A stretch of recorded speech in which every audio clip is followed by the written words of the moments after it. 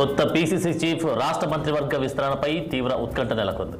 ఈ నెల 27తో PCC chief పదవీ కాలం ముగియనుంది. ఈ నేపథ్యంలో కొత్తగా ఎవరిని నియమిస్తారన్నది అందరిలోనూ ఆసక్తి రేపుతుంది.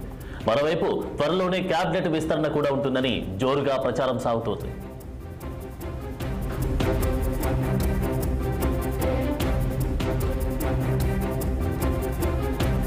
కొత్త పీసీసీ చీఫ్ రాష్ట్ర మంత్రివర్గ విస్తరణపై తీవ్ర ఉత్కంఠ నెలకొంది. ఈ నెల 27తో పీసీసీ చీఫ్ పదవీ కాలం ముగియనుంది.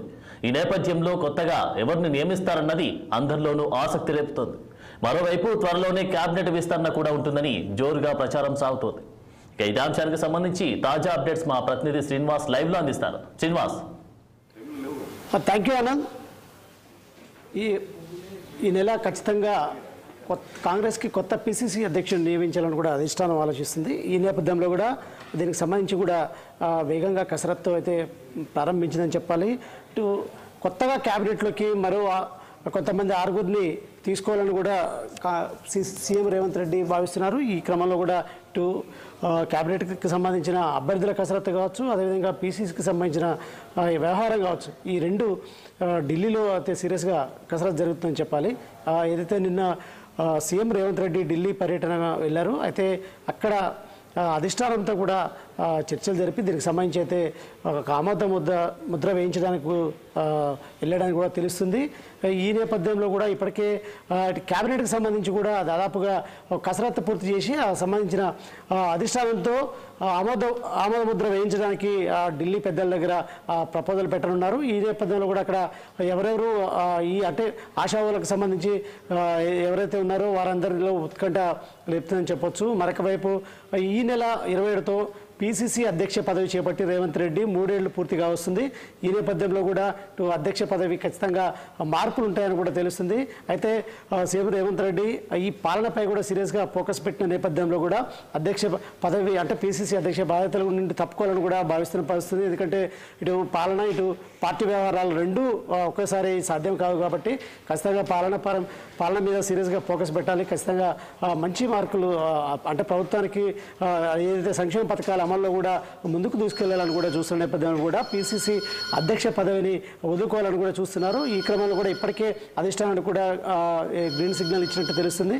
ఈ నేపథ్యంలో కూడా అధిష్టానం అంటే రాబోయే ఏదైతే లోకల్ బాడీ ఎన్నికలు కావచ్చు, అదేవిధంగా ఉన్న వాటికి సంబంధించిన ఎన్నికలకు సంబంధించిన కూడా ఖచ్చితంగా పార్టీ వ్యవహారాలు చూడాలంటే ఖచ్చితంగా అధ్యక్షుడు ఉండాలి. ఏదైతే అధ్యక్షుడి కన్సర్న్ల పార్టీ వ్యవహారాలు నడుస్తాయి కాబట్టి పీసీ అధ్యక్షుడిని ఖచ్చితంగా పెట్టాలని కూడా చూస్తున్న నేపథ్యంలో కూడా ఈ నెలాఖరు వరకు ఖచ్చితంగా పీసీసీ అధ్యక్షుడిని కూడా పెట్టాలని కూడా కాంగ్రెస్ ఆలోచిస్తుంది. హైకమాండ్ దీనికి సంబంధించి సీరియస్గా ఇప్పటికే దృష్టి సారించిందని చెప్పాలి. ఏదైతే ఆశావహులు ఎవరైతే నేతలు ఉన్నారో వారు ఇప్పటికే ఢిల్లీలో మకాం వేసినట్టు కూడా తెలుస్తుంది.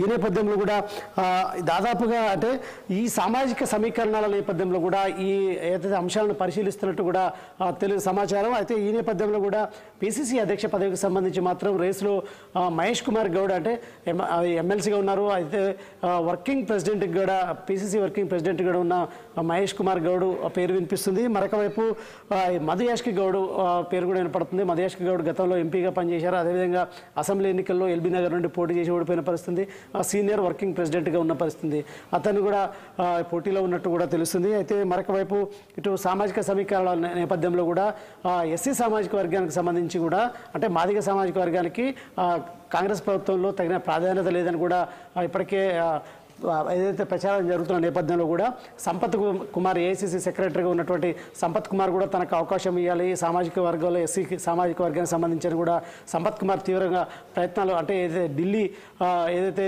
ఏఐసీసీ అధ్యక్షుడు మల్లికార్జున ఖర్గేతో కూడా ఏదైతే మంతనాలు జరుపుతున్నారని కూడా సమాచారం. మరొక వైపు సురేష్ షెట్కర్ జహీరాబాద్కి సంబంధించిన ఎంపీ సురేష్ షెట్కర్ పేరు కూడా వినపడుతుంది.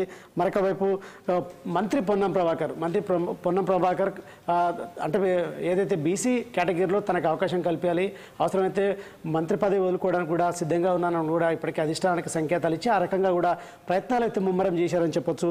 మరొక వైపు అద్దంకి దయాకర్ ఏదైతే కాంగ్రెస్లో ఎప్పుడు ప్రధానంగా వినిపించే పేరు అద్దంకి దయాకర్. ఎందుకంటే ఎన్నికల సమయంలో కావచ్చు, సీట్ల పంపకాల్లో కూడా ఇటు అసెంబ్లీ టికెట్ టికెట్ ఆశించి భంగపడ్డాడు, మొండి చేయి చూపించింది. అదేవిధంగా కాంగ్రెస్ ప్రభుత్వం ఏర్పడ్డాక ఏదో ఒక పెద్ద అవకాశం వస్తుందని కూడా భావించారు. అదే పార్టీ వర్గాల్లో కూడా చర్చ జరిగినప్పటికీ కూడా ఇటు ఎమ్మెల్సీ అవకాశం కూడా దాదాపు పేరు ఖరాయినప్పటికీ కూడా అద్దంకి దయాకర్ పేరు మళ్ళీ తప్పించడం, మరొక వైపు పార్లమెంట్ ఎన్నికల్లో కూడా అద్దంకి దయాకర్ టికెట్ వస్తుందని భావించారు.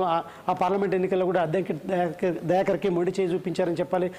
ఈ నేపథ్యంలో కూడా అద్దంకి దయాకర్ కూడా పిసిసి అధ్యక్ష పదవి రేసులో ఉన్నారు. అద్దంకి దయాకర్ కూడా ప్రయత్నం చేస్తున్నారని కూడా కాంగ్రెస్ వర్గాల్లో తెలుస్తున్న పరిస్థితి. మరొక వైపు ఇటు ముఖ్యంగా అంటే ఎస్టీ సామాజిక వర్గానికి సంబంధించి కూడా మంత్రి సీతక్క పేరు కూడా వినిపిస్తుంది. అదేవిధంగా మరొక విషయం ఏంటంటే రాజగోపాల్ రెడ్డి ఏదైతే మునుగోడు నుంచి ఎమ్మెల్యేగా గెలుపొందినప్పటికీ కూడా అంటే గతంలో కూడా బీజేపీలోకి వెళ్ళి అసెంబ్లీ ఎన్నికల కంటే ముందు మునుగోడుకు కాంగ్రెస్ పార్టీలో చేరి మునుగోడు ఎమ్మెల్యేగా గెలుపొందిన పరిస్థితి. అయితే జిల్లాలో పట్టున్నటువంటి కోమటిరెడ్డి సోదరులు ఏదైతే రాజగోపాల్ రెడ్డి దూకుడు రాజకీయాలు ఉంటాయని చెప్పొచ్చు. ఈ నేపథ్యంలో కూడా పార్లమెంట్ ఎన్నికల్లో భువనగిరి పార్లమెంట్ స్థానంలో ఖచ్చితంగా కాంగ్రెస్ అభ్యర్థి చామల కిరణ్ కుమార్ రెడ్డిని గెలిపిస్తే మంత్రి పదవి ఇస్తారని కూడా రేవంత్ రెడ్డి మాట ఇచ్చినట్టు కూడా ప్రచారం జరిగింది.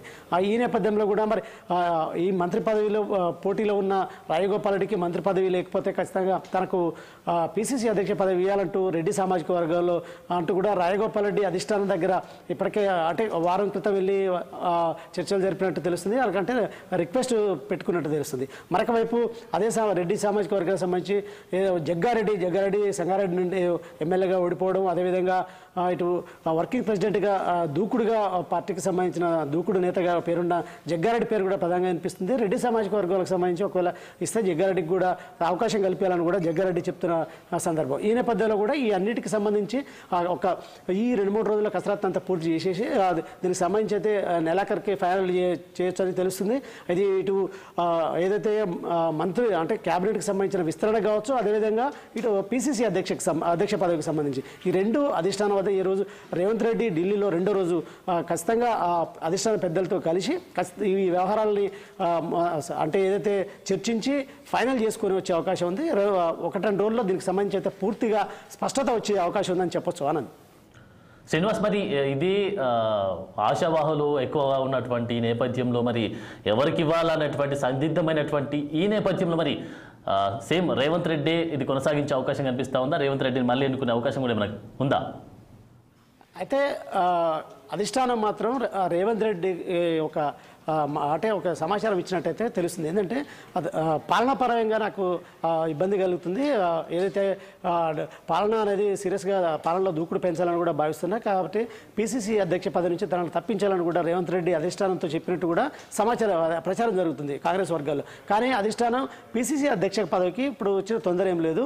ఖచ్చితంగా ముందు ఈ క్యాబినెట్కి సంబంధించిన వ్యవహారాలు చూసి ఖచ్చితంగా పాలన మీద సీరియస్గా ఫోకస్ పెట్టమని కూడా అధిష్టానం చెప్పినట్టు తెలుస్తుంది. కానీ రేవంత్ రెడ్డి మాత్రం ఆ పిసిసి అధ్యక్ష పదవికి కంటిన్యూ చేయాలని కూడా ఇంట్రెస్ట్ అయితే లేదు. ఎందుకంటే కాంగ్రెస్లో మాత్రం 3 సంవత్సరాలకి ఖచ్చితంగా పిసిసి అధ్యక్ష పదవి మార్పు అయితే ఉంటుంది. 3 సంవత్సరాలు అయిపోయాక అధ్యక్షుని మారుస్తారు. ఈ క్రమంలో కూడా ఇటు 3 సంవత్సరాలు కూడా రేవంత్ రెడ్డి ఏదైతే అధ్యక్ష పదవి కాలం పూర్తయిన నేపథ్యంలో కూడా తనను కొనసాగించొద్దని కూడా ఇప్పటికే అధిష్టానంతో చెప్పినట్టు కూడా కాంగ్రెస్ వర్గాల ప్రచారం జరుగుతుంది. కానీ అధిష్టానం మాత్రం ఏదైతే దూకుడుగా ఉన్నటువంటి రేవంత్ రెడ్డి ఉంటే ఇంకా కొంచెం ఈ ఏదైతే రాబో ఎన్నికల్లో కూడా కాంగ్రెస్కి ఇంకా మేలు జరుగుతుందని కూడా భావిస్తుంది. కానీ ఏదైతే ఖచ్చితంగా ఈ ఇటు పిసిసి అధ్యక్షుడిగా ఇటు ముఖ్యమంత్రిగా 2 సాధ్యం కావు కాబట్టి ఖచ్చితంగా అధిష్టానం కూడా ఆ రకంగా కూడా ఆలోచిస్తుంది. సో ఈ నేపథ్యంలో కూడా సామాజిక వర్గాల పరంగా ఇటు సామాజిక సమీకరణ నేపథ్యంలో కూడా అధ్యక్షుడిని అయితే ఇటు మార్చి